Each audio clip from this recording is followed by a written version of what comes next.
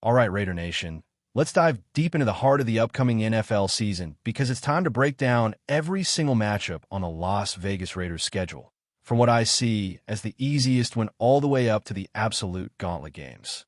Now look, I know everyone loves to throw around that term strength of schedule, and yeah, technically, the Raiders are smack in the middle, ranked 16th out of 32 teams. But let's be real, that number doesn't tell the whole story. I'm not worried about what Vegas or the media thinks is a tough or easy schedule overall. What matters to me, and I know it matters to every diehard fan out there, is who we are playing. How do these matchups look specifically for this version of the Raiders? Because let's keep it 100. This Raiders team is not the same as last year's team. The roster looks different, the energy feels different, and we're heading into this season with a chip on our shoulder. So today, I'm going to rank all 17 games on our regular season slate for what I see as the easiest win on paper, down to the toughest dogfight we'll face this year. I'll walk you through my reasoning for each one and try to give you insight based on where these opponents are in their own journey, because the NFL changes fast. What a team was last season doesn't always carry over, and there are a lot of moving pieces every year.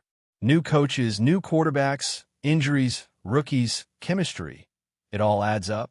So with that, I want y'all to start thinking. In your opinion, what's the hardest game on the Raiders' schedule this season? I know most people are going to immediately say Kansas City or Philadelphia. And yeah, I get it. But don't sleep on some of the other ones either. Maybe someone's thinking Houston or maybe even Washington. Some of these teams have made serious moves this offseason. We've seen teams jump from worst to first in this league in a matter of months, and others fall apart just as quickly. So it's not just about the name.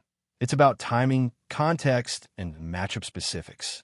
All right, let's start from what I think is the most winnable game for the Silver and Black this season. Week 12, at home against the Cleveland Browns. This, to me, is the kind of matchup that screams trap game, but also we should win this one. The Browns will be coming off a physical game against the Ravens, and historically, we've seen them struggle to bounce back from those types of AFC North slugfests. Add to that the uncertainty around their quarterback situation, and I just don't see them coming into Allegiant Stadium and lighting us up.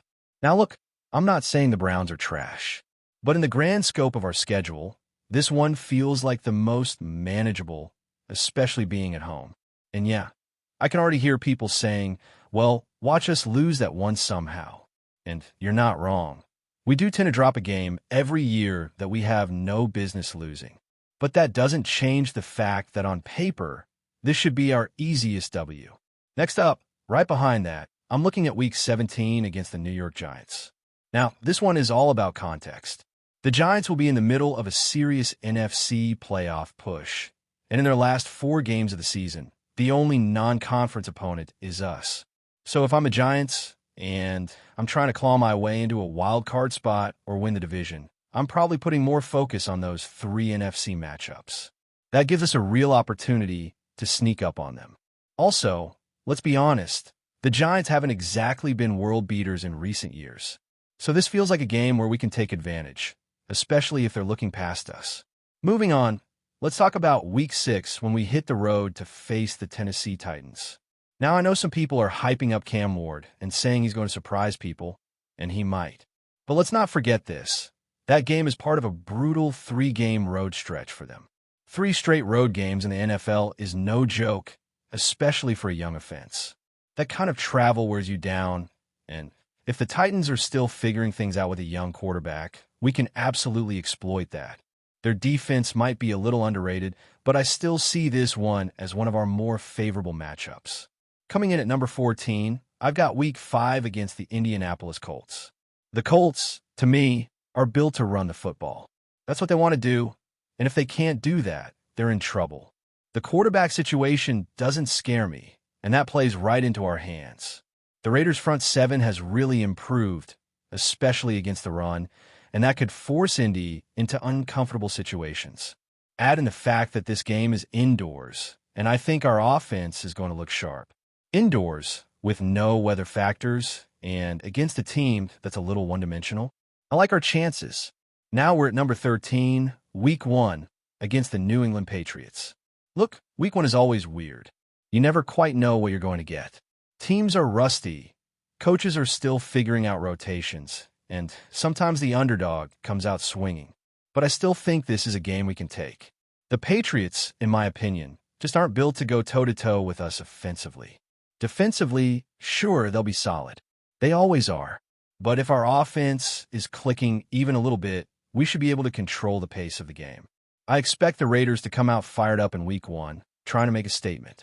And against this version of the Patriots, I think we get that done. Now here's where I think the schedule starts to ramp up in terms of difficulty. At number 12, I'm putting Week 9 against the Jacksonville Jaguars.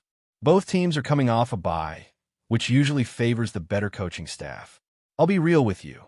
This is a game that could swing either way. But when you look at how both teams match up and you consider the preparation time, I'm leaning slightly toward the Raiders here.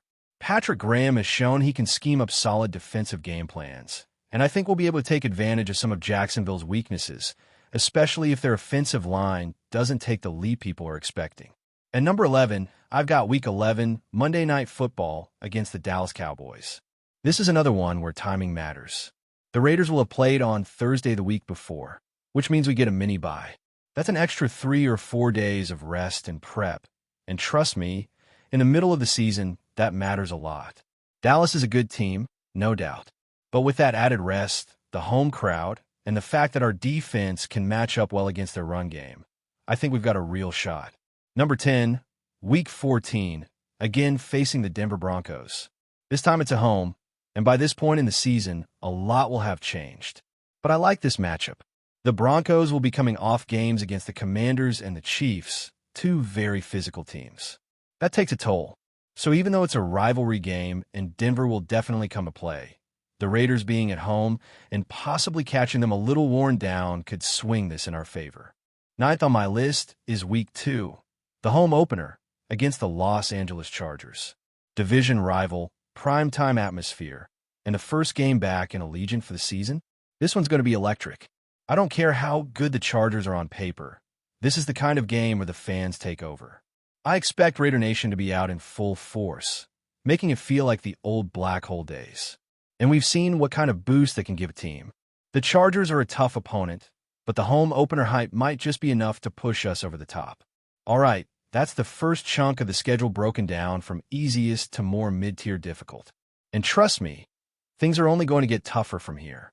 The Raiders have a brutal stretch in the second half of the season, and some of these matchups are going to test everything, from our depth to our discipline to our coaching. But one thing's for sure. If this team can stay healthy and keep building momentum, we've got a real shot to surprise some people. Because when you look at how this roster is built and how the schedule lines up, there are opportunities to make some serious noise. Picking up where we left off, we're now entering the territory where the Raiders' schedule starts to get significantly more challenging. At number 8 on my difficulty ranking, I've got Week 13, again against the Los Angeles Chargers. Unlike the home opener, this one's on the road and later in the season, when the wear and tear is real. I've said before that I expect the Raiders to split the season series with the Chargers, and that's a common trend between these two franchises. Historically, these division rivals always play each other close. The coaching chess match here will be huge, and by this point, both teams will have shown their true colors. That makes this matchup a coin flip, but with the game in LA, I'm giving the slight edge to the Chargers, which makes this one of the tougher contests. Sliding into number 7, I'm looking at Week 4 against the Chicago Bears. Some people might raise their eyebrows at this ranking, but hear me out. This is not the same Bears team we saw in recent seasons. Caleb Williams is going to bring a new dynamic to that offense, and Chicago has made some key upgrades on the offensive line. On top of that, their fan base travels extremely well, and we've seen it before at Allegiant Stadium. The last time the Bears came to town, they took over the crowd. And while I expect the Raider Nation to show out better this time around, the fact remains that Chicago fans bring energy. That matters. Add in the fact that we're coming off a road trip to Washington the week before, and this game becomes trickier than it looks on paper. Now, moving into the top 6, we've got Week 16 on the road against the Houston Texans. This is one of those classic trap games. It comes immediately after a brutal matchup in Philadelphia. And if you've watched the NFL long enough, you know that playing the Eagles, especially in their house, leaves teams bruised and worn out. The Texans are a rising squad with talent on both sides of the ball. They've got a young quarterback who's growing into his role and a coaching staff that's starting to click. And catching them in Houston, right after a punishing road game, makes this a dangerous test. It's not necessarily about being outmatched. It's about timing, fatigue, and the mental recovery from the previous week. And number 5, I've got Week 10, Thursday Night Football against the Denver Broncos. This game is going to be tough, plain and simple. Short week, road trip, division rival, all the classic ingredients for a hard-fought battle. I always say Thursday night games favor the home team, and that's especially true when it comes to travel and preparation. You barely have time to install your game plan before it's time to board the plane. Add in the altitude, the weather possibilities, and the fact that the Broncos will be hungry to make a statement in front of their fans. And this becomes a true grind. These kinds of games test a team's toughness, both physically and mentally. Then there's Week 3 against the Washington Commanders, coming in at number 4. This is one of those games that not everyone has circled, but they should. The Commanders are coming off a deep playoff run, and they've got something to prove. Playing them on the road, early in the season when their confidence is high and injuries haven't yet stacked up, makes them an especially dangerous opponent. They've built that roster to win now, and I expect them to come out swinging. This is not a team that's going to take anyone lightly, and playing them outdoors in that East Coast weather is another factor we can't ignore. We're down to the final 3, and it's no surprise who's up here. Week 18 at Kansas City takes the number 3 spot. Even though there's a chance the Chiefs could rest their starters, depending on how their playoff picture looks, Arrowhead is always a nightmare for visiting teams. That crowd, that environment, that late-season intensity. And let's be honest, even the Chiefs' backups are well-coached and disciplined. If they're playing for seeding or still trying to lock up the top spot, this game could be a full-force showdown. The only reason it's not number 1 is the possibility that it ends up being less competitive due to their postseason status already being secured. Number 2 is another matchup against Kansas City, but this time it's Week 7 in Arrowhead with everything on the line. Early enough in the season that no one's resting and no excuses are allowed. This is the kind of game that defines your team's identity. If the Raiders want to prove they belong in the AFC Elite, they have to find a way to compete in hostile territory against Patrick Mahomes and Andy Reid. No sugarcoating this one. It's a brutal challenge. But nothing on our schedule is tougher than Week 15 in Philadelphia. This game is the definition of a heavyweight bout. The Eagles are defending champs, and this game takes place in December, in their stadium, in cold weather, and right after a division matchup for us. Philly thrives in those conditions. They're physical, relentless, and smart. And if we're not at our best physically and mentally, it's going to be a long afternoon. This is the kind of game where you measure progress, not just by the final score, but by how well you can hold your ground in one of the most intense atmospheres in football. Before we continue, don't forget to subscribe to our channel and give this video a like. Your support helps us keep bringing you the latest updates on our Las Vegas Raiders. And don't be shy. Drop your thoughts on the news in the comments below. Las Vegas Raiders offensive tackle Kolton Miller is reportedly at the center of a controversy following a rumor that he physically assaulted a fellow NFL player. While no official statement has been released by the team or the league, social media and several unconfirmed sources have suggested that an altercation involving Miller occurred earlier this week during an off-season training session. According to reports that surfaced late Monday evening, the alleged incident took place at a private gym where multiple NFL players were training during the off-season. Witnesses, whose identities remain undisclosed, claim that a heated exchange between Miller and another player escalated into physical violence. The identity of the other player involved has not been officially confirmed, though speculation continues to swirl across NFL forums and online communities.